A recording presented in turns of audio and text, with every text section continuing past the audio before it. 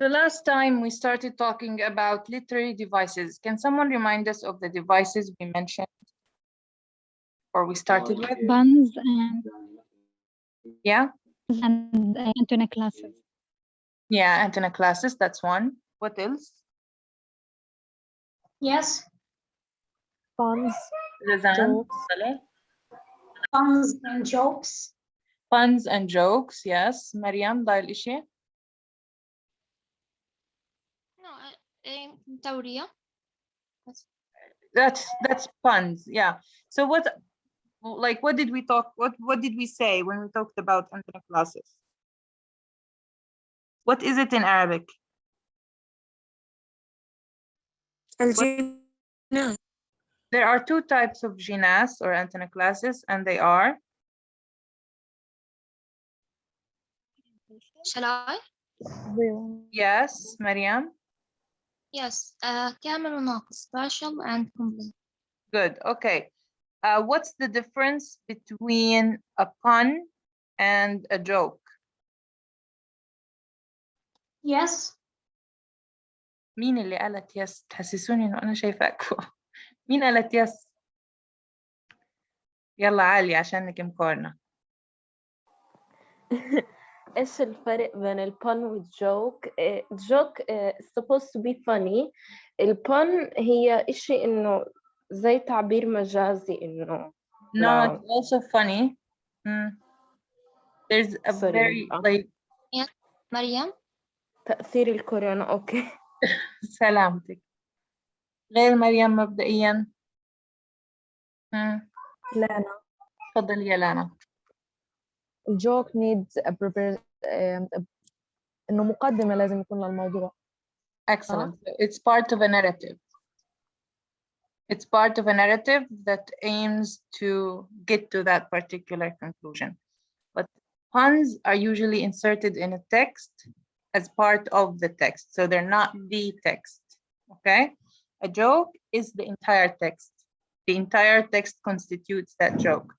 But a pun is partial, which means it's just a part of that particular text. Okay.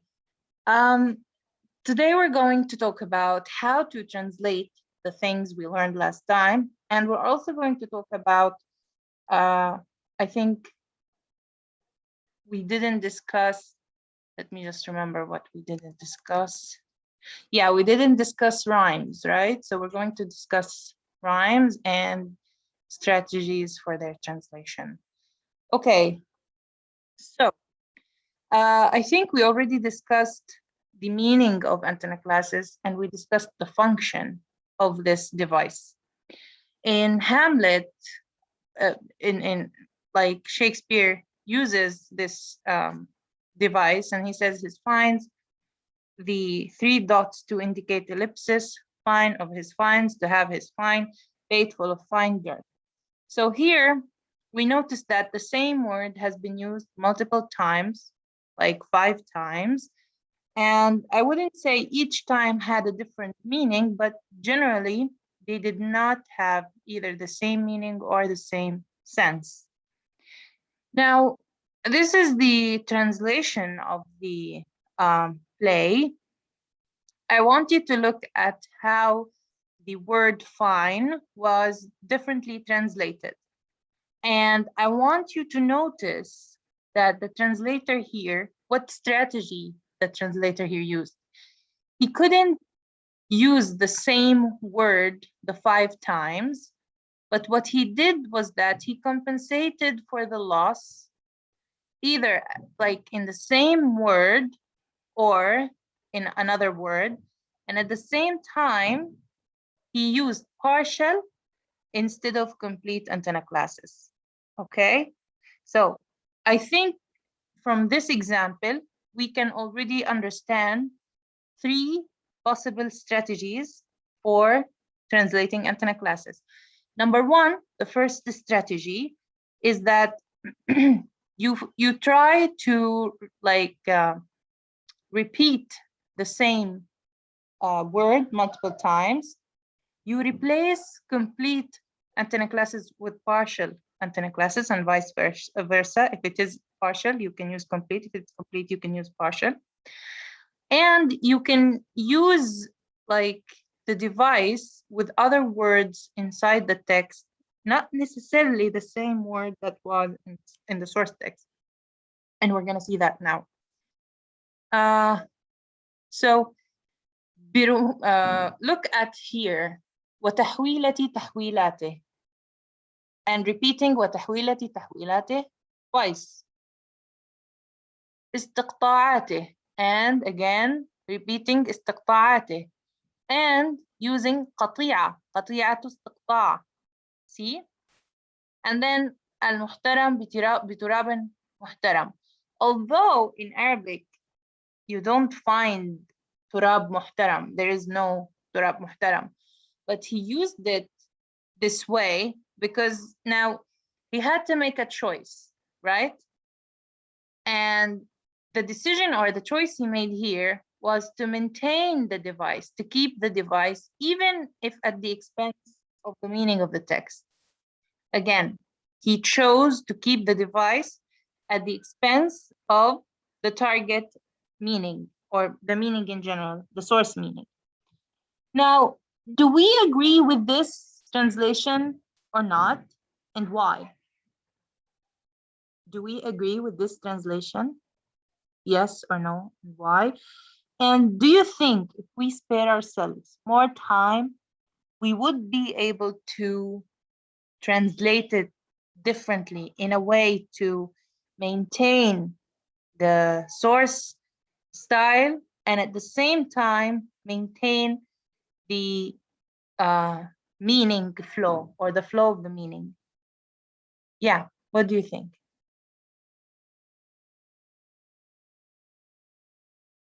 What do you think?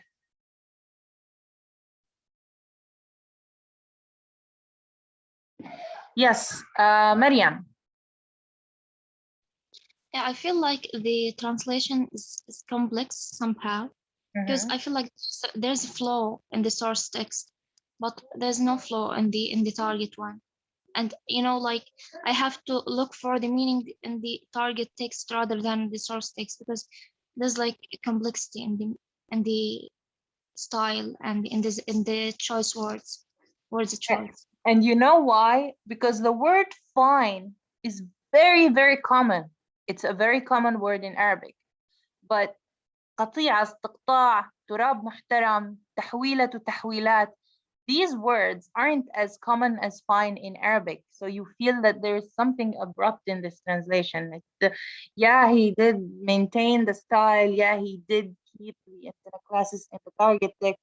But it wasn't just at the expense of the meaning. It was also at the expense of the target reader's, let's say, understanding of the target text or the connection that exists between the source audience and the target, like with the source text and the target audience and with the target text doesn't exist, right? So the word fine makes sense in all of its meanings, but استقطاعات, محترم, تحويل, تحويلات, they just don't make sense in Arabic. Okay, yeah.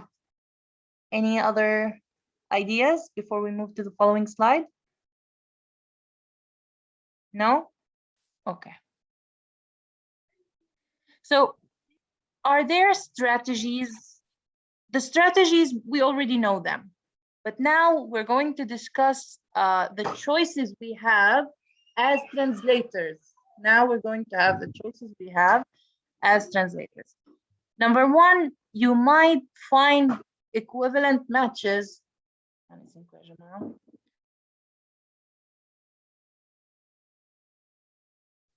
Yeah.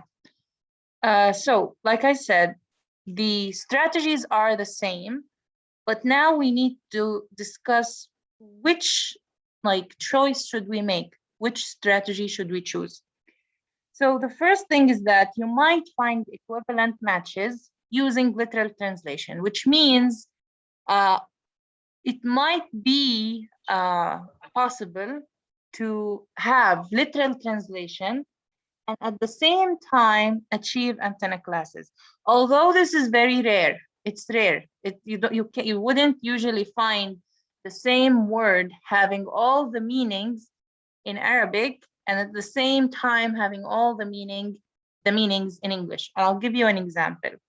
The word head and the word ras. Now you might,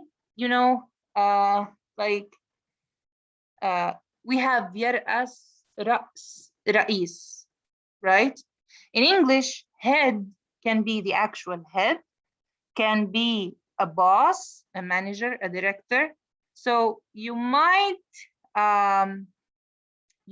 be able to achieve antanaclasis using the same literal translation of the same word. So head to mean the head of a department, رئيس القسم, and to head a department as a verb, يرأس القسم, for example, or head with like the actual meaning of رأس. The head of the department, let's say, or the head. Okay, so the head of the department, رأس رئيس القسم. So here I achieved antanaclasis at this, like using literal translation. I achieved it using literal translation. But with fine, the word fine, its literal translation, different meanings of fine in English, you can't find them in Arabic. So fine in Arabic is hasan, right? And fine in English also means when the police finds you, mukhalafa. So the word mukhalafa is different from hasan. There won't, like using literal translation here will not achieve antanaclasis. So the first choice you have is to look for literal translation. If literal translation achieves antanaclasis, very well. You use it. What does it mean to create antanaclasis with other words? I said the source text is the head of the department, right? Let's say is busy fixing his problems.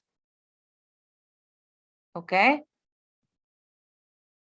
Now, I don't have, let's imagine I don't have the head of the department in Arabic. I don't have it.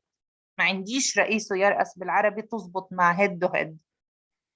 لكن عندي مثلا busy، تمام، و problems، مشغول بانشغالاته أو بمشاغله فلنفترض. So here I achieved antanaclasis in the sentence, okay? Other words. Other words, exactly. Do you understand the difference between the first example and the second example? So let me repeat them again. وين موجود في source text، تمام، فيها الديفايس، فيها الإشي اللي بده ترجمة، الإشي اللي بده compensation أو بلاش compensation، الإشي اللي هو موضع الترجمة، موضع الإشكالية، كان head أو head. إذا أنا في عندي في اللغة العربية يعني equivalents برضو بيعملوا جناس، خلاص 100% ما عنديش مشاكل.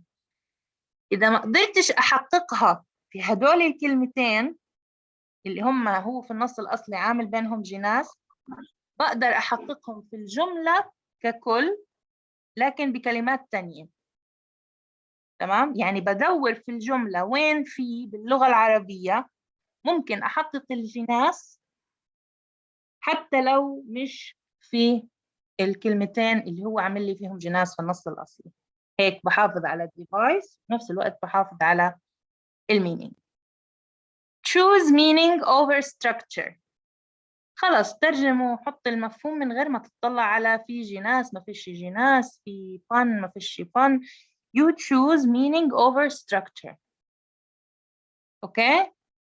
So in Arabic it was أخذنا عن شوقي مثلا، مش متذكر أنا بيت الشعر بالضبط، but it was, I think, شوق وشوقي, and we said one of them was Timis and the other one was Ahmed فما Shawqi. بال شوقي اليوم باردا. Yeah. البات. Okay, good. So Shawqi here was Ahmed Shawqi, right? I can choose meaning over structure and keep it Shawqi كما هو, or I can try to find a way to keep the device and at the expense of the meaning. إيش بيفرق هذا عن رقم 2؟ إنه هنا أنا أغير المعنى أغير المعنى. I'm changing the meaning أو مش changing the meaning. I'm changing the image اللي عندي بإيمج تانية عشان أحافظ على Antanaclasis. تمام؟ كيف يعني؟ يعني مثلا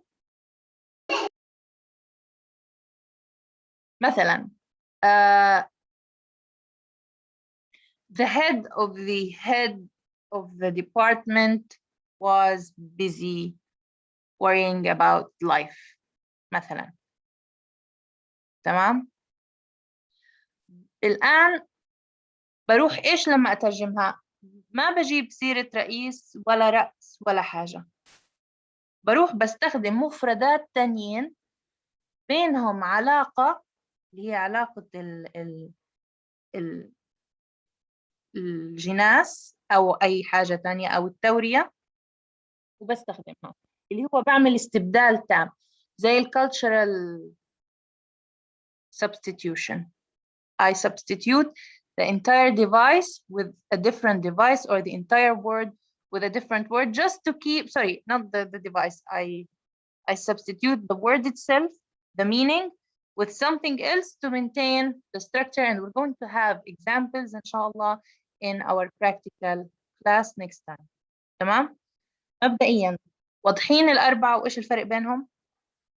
ولا لا؟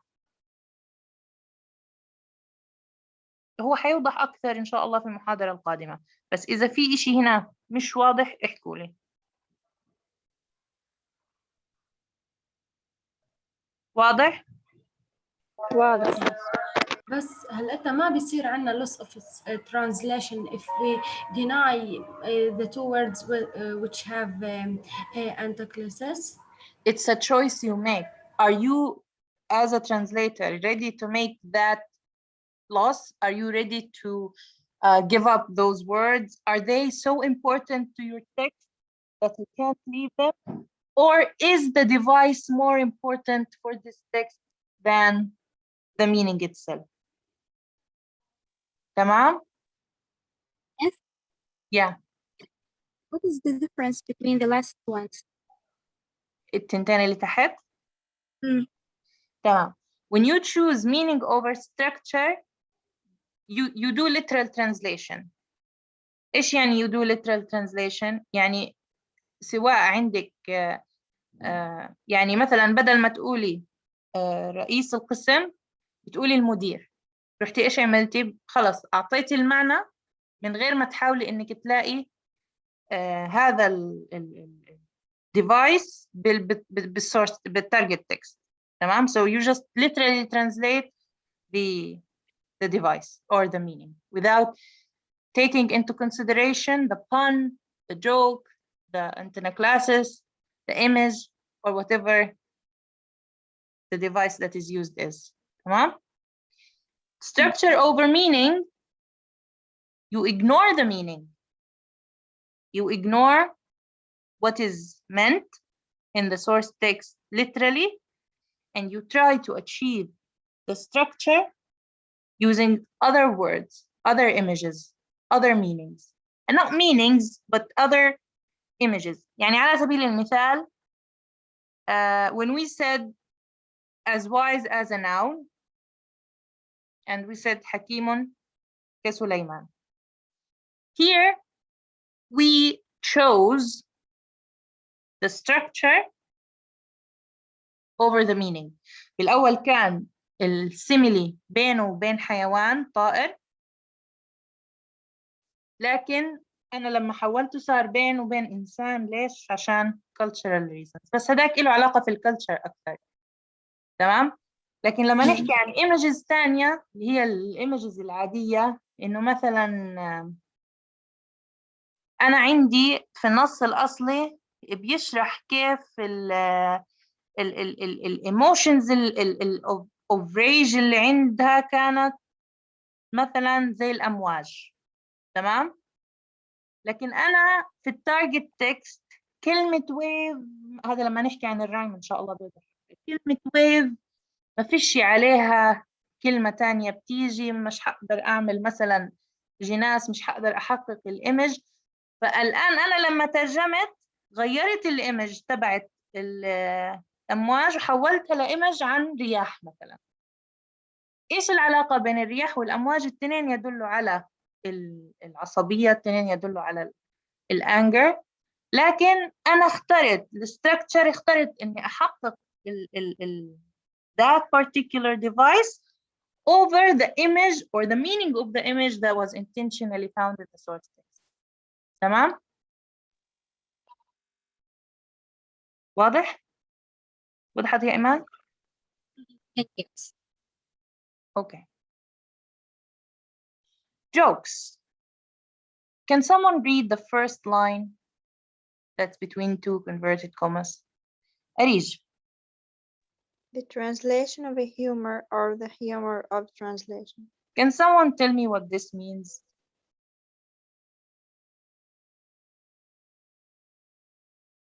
Have you ever read on Facebook, for example, ينسون, how it is translated?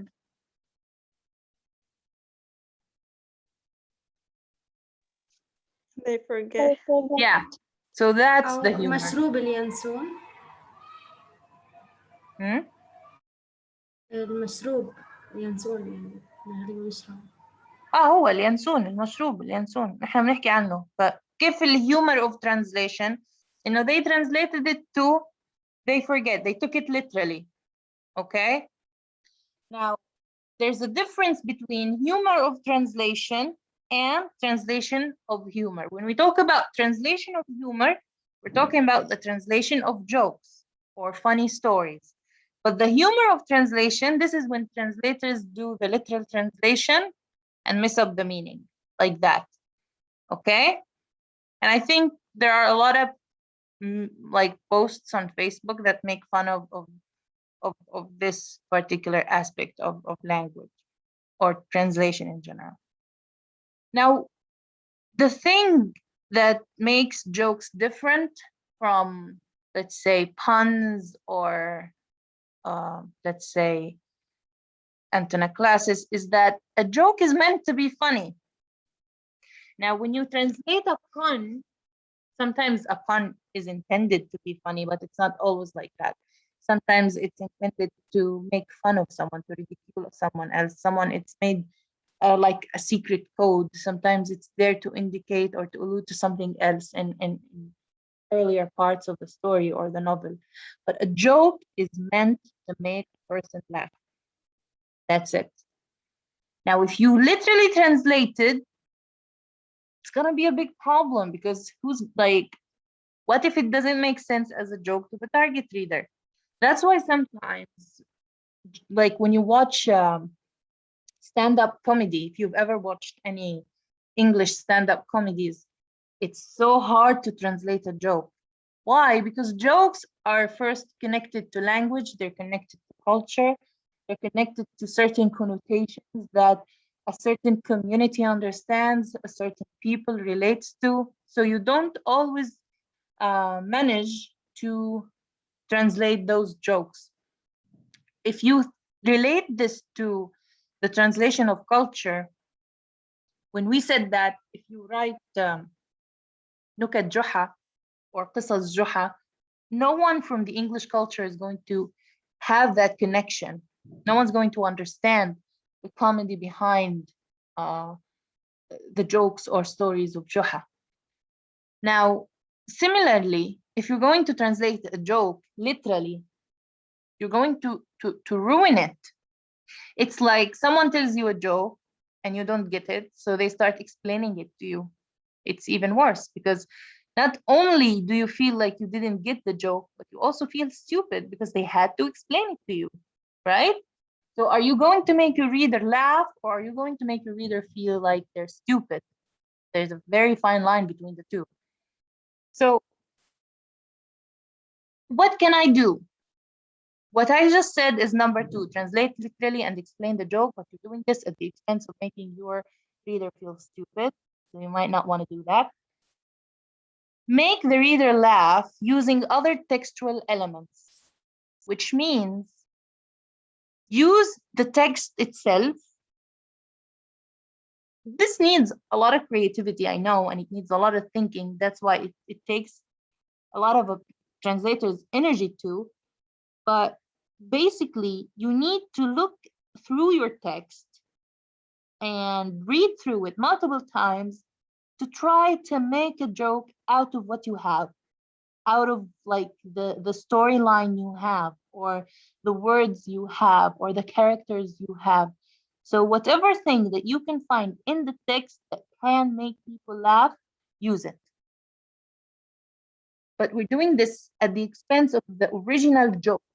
So the original joke won't be there, but you will still be able to make the reader laugh, but again, through the textual elements. Number 3, make the reader laugh without using textual elements, which means ignore the text and add something funny to make them laugh. So I have a joke in English, and I can't seem to find anything that can, I can't make another joke out of the elements I have. And if I translate it literally, it's going to sound stupid, and I don't want my reader to feel stupid. So what you do is that you create a new joke, you bring a new joke, another joke from outside, and you add it to the text. Can I do this as a translator? Yes. I know it's risky and it sounds like, no, I'm violating the original text. You violate the original text when you translate politics, when you translate legal documents, when you translate medical reports, when you don't like, these are the cases where you violate the source text. But in creative text, in jokes and puns, in literary devices, in cultural texts, it's different. Why? Because you're not only dealing with science, you're not only dealing with one aspect or one meaning of each word. You're dealing with an interactive device that is intended to connect the target, the author with the target or with the reader. So the text is this device again that connects the author with the reader. So your job in these cases is to create a device in the target text, in the target language, that connects the author of the source text with the readers of the target text. So you can make those risky choices. But again, if we're working, we're going to take, inshallah, political texts, we're going to look at medical texts, we're going to look at academic texts, and you will see the difference. And that's one of the reasons why I started with the difficult ones first, because these are considered like, these are the texts that require actual translation skills. But with other types and genres of translation, like political, like medical, like legal, once you get the hang of let's say, the texts, the language, after a couple of times, you would find it easier to translate them because they always follow the same style, especially when we talk about the translation of news reports, even feature stories and so on. You would notice that the style repeats itself because it's a genre, it's an entire genre. But when it comes to culture, literature, the dialects, the daily life, these require the actual creativity and actual skills of a translator. And they distinguish a really good translator who knows what he's doing or what she's doing from a translator who just uses Google Translate, for example. I'm going to send you another link because we are running out of time here.